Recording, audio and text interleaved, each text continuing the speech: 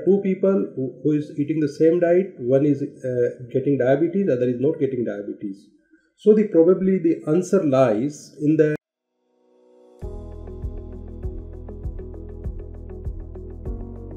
सुना जाता है कि शुगर से, मिठाई खाने से शुगर मतलब आपको डायबिटीज़ नहीं होता है, इट्स लाइफस्टाइल या अदर फैक्टर्स।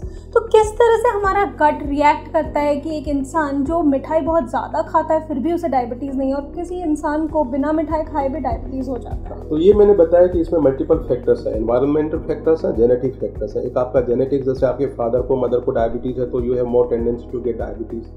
सेकेंडली आपके जो मैंने बताया कि आप कितना एक्सरसाइज करते हैं, वेट कितना मेंटेन करते हैं, उसके ऊपर है। आपको मेंटल स्ट्रेस कितना है, ये सब चीज़ें डायबिटीज़ को क्रिएट करती है। शुगर डायरेक्टली जो है, वाइट शुगर जो रिफाइंड शुगर्स है, डायरेक्टली आपको डायबिटीज़ नहीं करती है।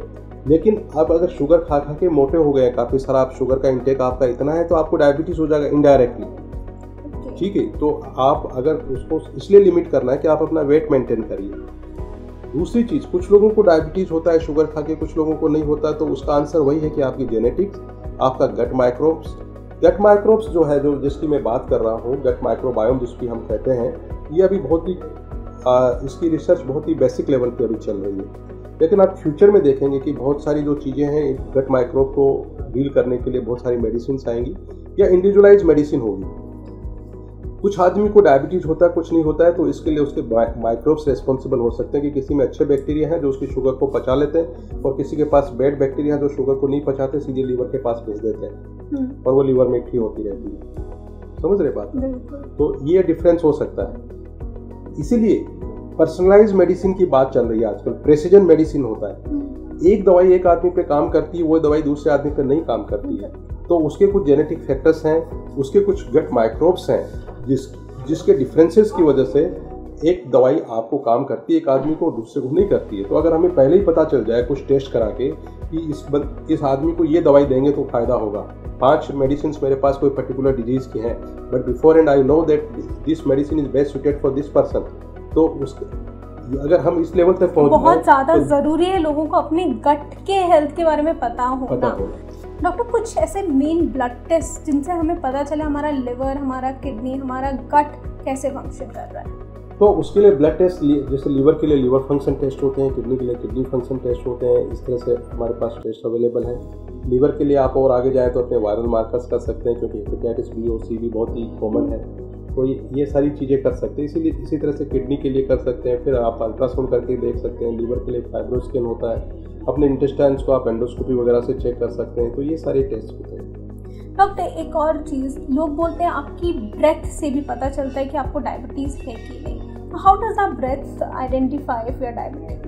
देखिए, डायबिटीज़ को चेक करने का जो सबसे अच्छा तरीका है, अपना एक सिंपल सा ब्लड शुगर लेवल है, अपना ब्लड में अपना चेक कर लीजिए ब्लड, क्योंकि आप ब्रेथ पे जो है डिपेंडेंट नहीं रह सकते कि आपका वो कितना सही होगा, कितना गलत होगा। तो डायबिटीज़ के लिए तो कोई मुश्किल टेस्ट नहीं है, आप सिंपल सा ब्लड टेस्ट कर लीजिए। अगर आपको फैमिली हिस्ट्री है या आप ओबीज हैं तो हर 6 महीने में चेक करते रहिए। अगर आप फास्टिंग और पीपी दोनों चेक कर लेते हैं तो that is more than good enough. अगर आपको 3 महीने का शुगर भी चेक करना है तो एक सिंपल से ब्लड टेस्ट से HbA1c करके आप देख सकते हैं। इसी तरह से आपको कोलेस्ट्रॉल चेक करना है तो लिपिड प्रोफाइल कर सकते हैं।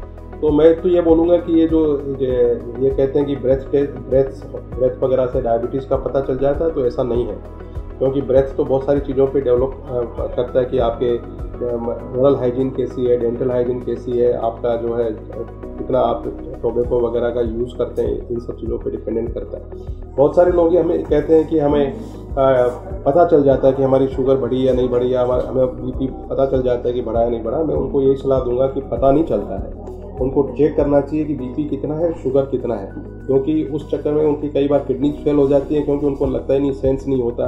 तो ज़्यादा टाइम डायबिटीज़ और BP अनलेस अनटिल बहुत ही हाई या बहुत ही लो नहीं हो, बॉडी सेंस नहीं करती। एक और चीज़ है, हमारा जो यूरिन होता है या हमारे stool functions, do they also identify how our body is functioning? Yes, urine और स्टूल से बहुत सारे टेस्ट होते हैं, और यूरिन और स्टूल से आप पता लगा सकते हैं कि आपके किडनी में और आपके जो इंटेस्टाइन में क्या चल रहा है।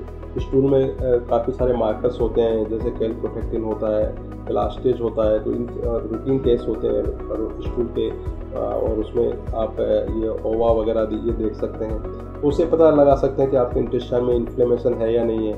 और इसी तरह से क्योंकि स्कूल में DNA आप जो धीरे धीरे डेवलप हो रही है, इसी तरह से यूरिन से भी आप अपने किडनी के सिस्टम को जांच सकते हैं कि यूरिन में अगर कोई चीज़ आ रही है तो आप उससे भी शुगर भी पता लगा सकते हैं और अपने रीनल सिस्टम को भी आप जांच सकते हैं। थैंक यू सो मच, आपने आज बहुत सारा कुछ हमारे साथ शेयर किया है, starting from diabetes, liver, how our gut plays a very important role in shaping our overall wellbeing.